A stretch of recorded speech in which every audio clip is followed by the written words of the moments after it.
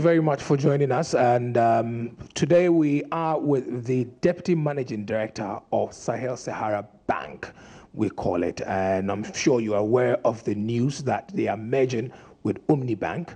And most of you are thinking, is it a foreign bank merging with a local one, or is it two local banks that are merging? All this, Dr. Kojo Abuajedabra will be telling us what Sahara Bank is. Is it a local bank or a foreign bank? If it's not, why did they choose to go to Bank when we had news that initially they were in talks with GN Bank and Premium Bank? Thank you very much, Doc, for joining us. We take this as an opportunity.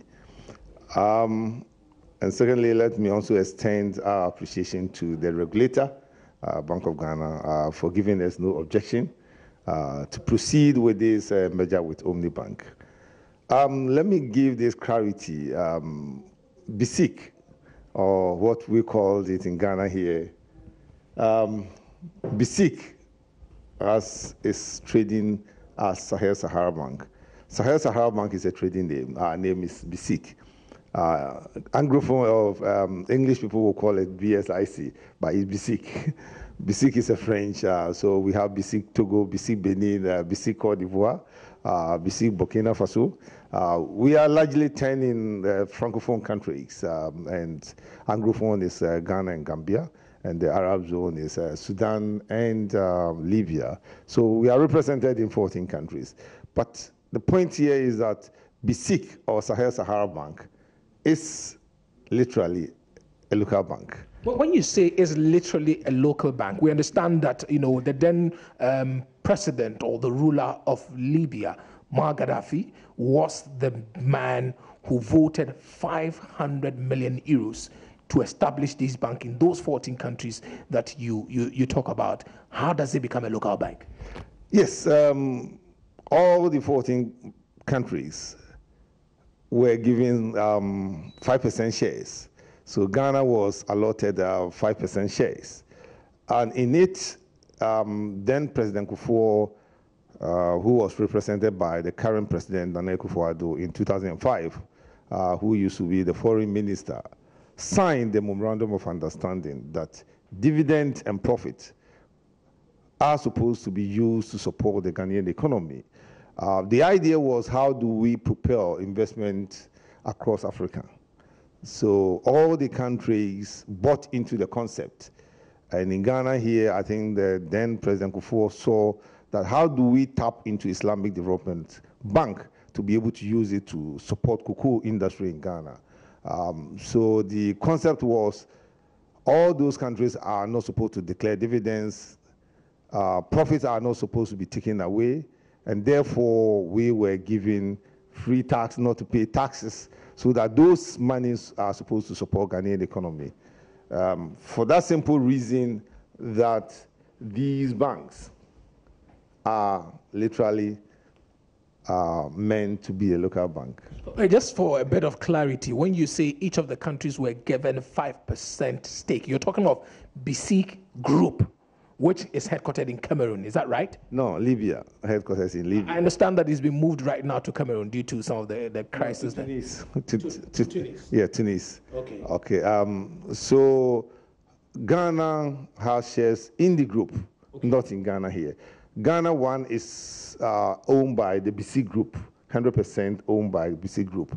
So Ghana has shares in the BMZ Group itself. So if Ghana, what it means is that Ghana is supposed to have, or to be represented on the board of BMZ Group. So that is it. For this merger, let me go straight to the point. We started trying to answer your question on the GN position. Yeah, I was first, to look at this merger issue, first of all, we heard that you initially were in talks with GN and Premier Bank. What led to the pullout from that talks? We never signed anything with Premium. We don't have anything to do with Premium. We had discussion with GN.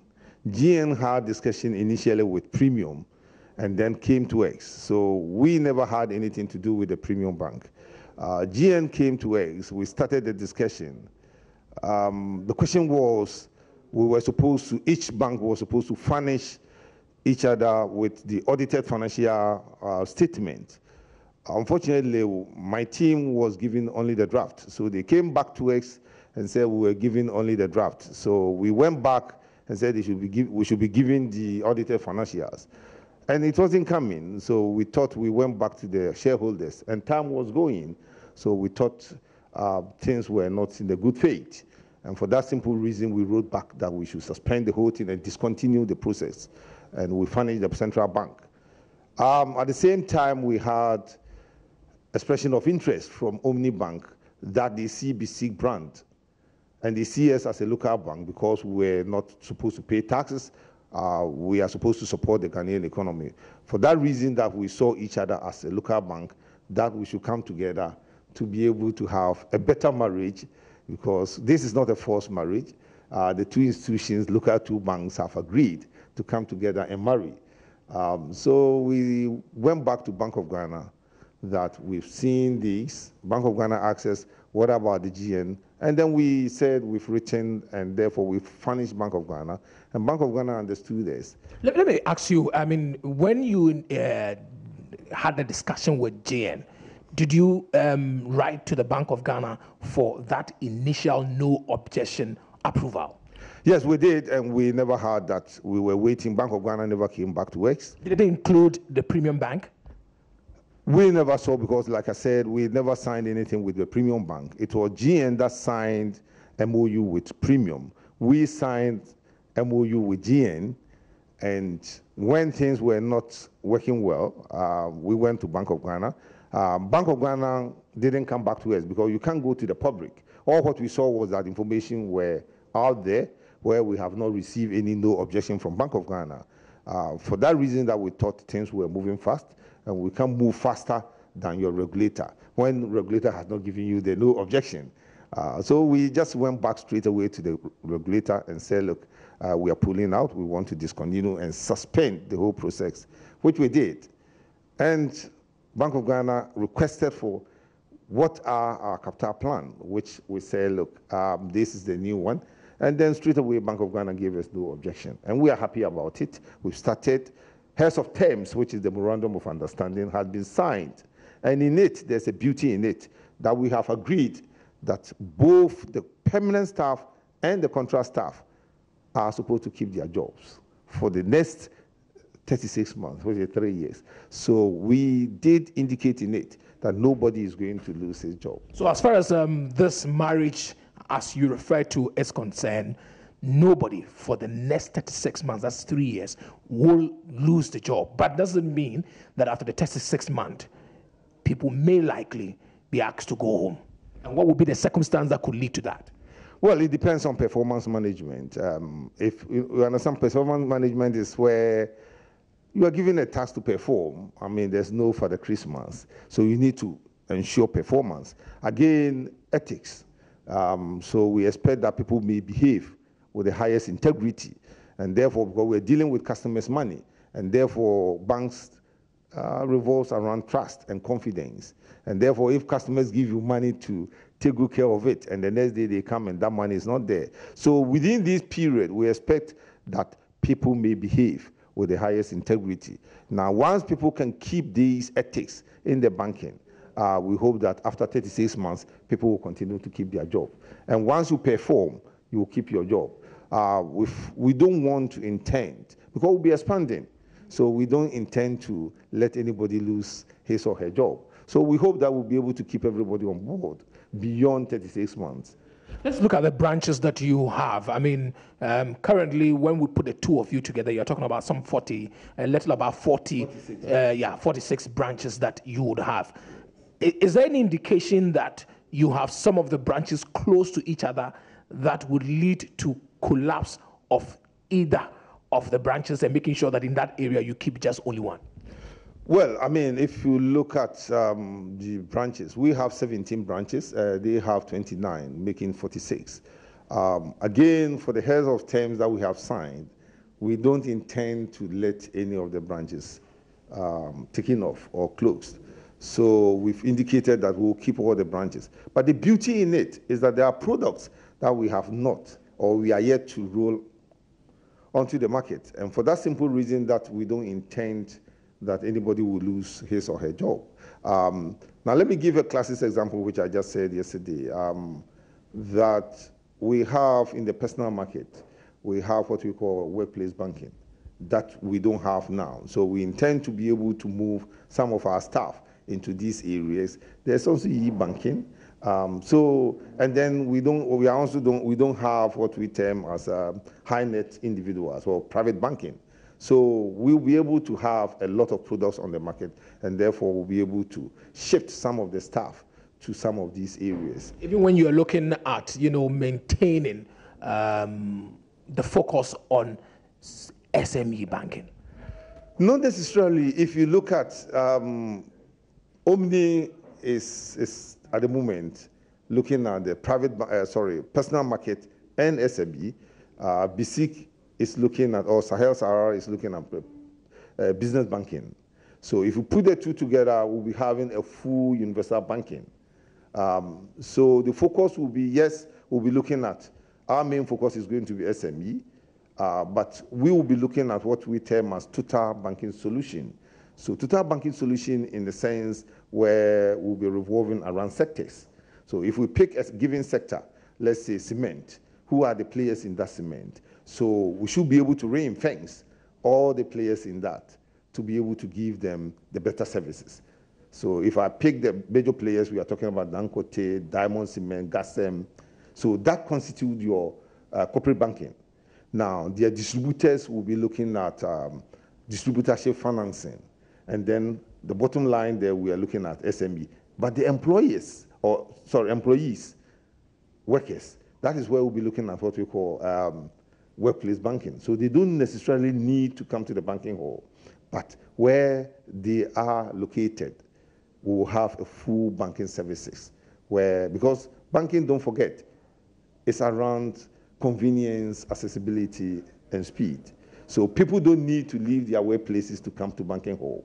So we will be having from the corporate down to the bottom of the personal market. So that's what we'll be putting onto the market when the merger is completed. Now let's look at the minimum capital requirement. Did BSIC or Sahara looking at its plan in terms of the meeting the minimum capital requirement of 400 million, realize that, well, we cannot do it on our own. So let's look to merge with another bank? Or you just felt that in order to expand the bank, we needed to merge? What were the key underpinning reasons that led you to this marriage? I think when we came to the country, like I said, BSIC is literally a local bank. We've been looking at in terms of either acquisition or organic growth. But what is driven X now is what I term as Basel I, Basel II, Basel III. I mean, we are represented in 14 countries, and each of these countries are also looking for capital. So the question is, you can't bring all the capital to Ghana. When BSIC Burkina, BSIC Cote d'Ivoire, BSIC Benin, they all need capital. So if we can do the same issue by picking, because it's a local bank in Ghana, why don't we pick a good local brand, local bank in Ghana, put them together to be able to offer better services to our customers? So for that reason that we thought, let us spread the capital among the 14 countries and then bring Omni on board to be able to offer the better services to our customers. Let me ask you this. We understand that you've received somewhere last week some $60 million. That means that you are... it's more than that. How much are we looking at here? We got 72 million from our shareholder, $50 million, which is about 72 million Ghana cedis. My account was credited last Thursday. So that was a big news. So we want our customers out there to know that we've got capital from the shareholder as part of the capitalization process. So we'll be able to offer. So one of the issues is that we've not got to Bank of Ghana for any liquidity support. At the same time, the shareholder has injected 72 million to support the Ghanaian market. How much are you left with to be able to meet the minimum capital requirement, the two of you put together? We have 145 as we speak now, million. They have 141. So the two is coming to almost about 286. So we are left with about 15 million, 115 million Ghana cedis, which is about $24 million. We have a lot of offers. There are some investors or strategic investors that have expressed interest to put this money to JoyNews. We are looking at it. The plan B is that if come December, before December, if we've not been able to complete these other investors, the shareholders have indicated, the two of them have indicated to put in this money. So but you have given initial assurance that even before December, you will be able to meet this minimum capital requirement and finish all documentations for you to give us a new name to the bank. Yes. Yes. Per our timetable that we've given to Bank of Ghana, we hope to complete everything by 15th of October. And then we'll be waiting for Central Bank to give us a go-ahead. That's the final approval from the Central Bank. So we hope that what we have now, in terms of, we have, as we speak now, we have $60 million on our books. $60 million? Dollars, yes. Great. Now, what is left is just about $24 million, because in all, we need 84 million. That is equivalent to 400 million Ghana cedis. Yes. So we have on our hand, or with our hand now, we have the $60 million. What is left is just about $24 million. We have offers as we speak. There are 5, concrete 5 with X. We are looking at it, whether we should bring them on board or the shareholder should put in. So we will work within the timetable that come 15th of October, we should be able to furnish the Central Bank with our minimum capital. Are you able to share with us these new investors? Are they just fresh investors who are looking to get a piece of the new entity's shareholding, or these are people even outside Ghana who also want to be able to have a foothold on the investment, the kind of investment that you have with the two entities? I think there are 3 that are Ghanaians and 2 foreign. One is within the Francophone. It's a bank that wants to be on the board. They want to come. They are within the Francophone. They want to come to Ghana. But they want to leverage behind the merged bank, which is Omni BMZ Bank, which is affiliated to the BMZ Group, or going to be affiliated to the BMZ Group. So that is one, but the local ones, let me keep the names because we are still doing due diligence. We want to do due diligence and also furnish the Central Bank. So at the moment, but we've gone far with them. We've signed a non-disclosure agreement. We've furnished them with the necessary information. We are also looking at them. We are doing due diligence. And I think at the appropriate time, quickly, before the close of this month, we should be able to furnish the Central Bank on what we have settled on to give us a no objection and approval. And at that point, we'll be able to share it with the public. But if beyond that, that is why I said, before we get to Bank of Ghana with a deadline, either we settle on them or the shareholder puts in the remaining money. When it comes to the new entity's name, I'm sure by now you guys are playing with some names. I mean, I just heard you talk about, Omni BMZ. We've heard of the Omni Sahel, and other names. I mean, what's the kind of name you're looking at? Because when in terms of colors, I mean, you all seem to share almost the same colors that, I understand that. But what kind of name are you guys playing with now? Thank you so much. I think we are blue. Omni is blue. BMZ is blue. And I think for Ghanaians, let me say, I'm happy to say BMZ because we are represented in 14 countries. And wherever you go, even if you go to Côte d'Ivoire airport, you see BMZ at the airport there.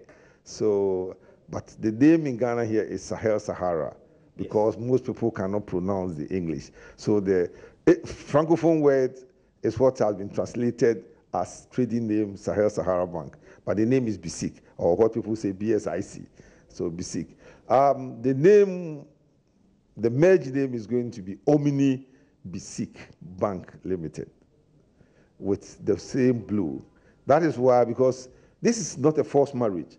This is an understanding that we have decided that this is a woman or a man that I think my parents will welcome. So the name is also subject to the central bank's approval, right? Of course, everything, these are things that we will share. It's part of the documentations that we will submit to Bank of Ghana for final approval on the 10th of October. So, but the heads of terms that has been signed, and the agreement is that this is the name that is going to be used, Omni BMZ Bank. Okay, so it's going to be Omni BMZ Ghana Limited. Yes, you're right. And the trading name will be Omni BMZ Bank. Yes. All right, thank you very much, Dr. Kojo Aboagye Deborah. He is the Deputy Managing Director of BMZ Ghana Limited, the bank that you know as Sahara Bank. My name is Novan Akwahiford.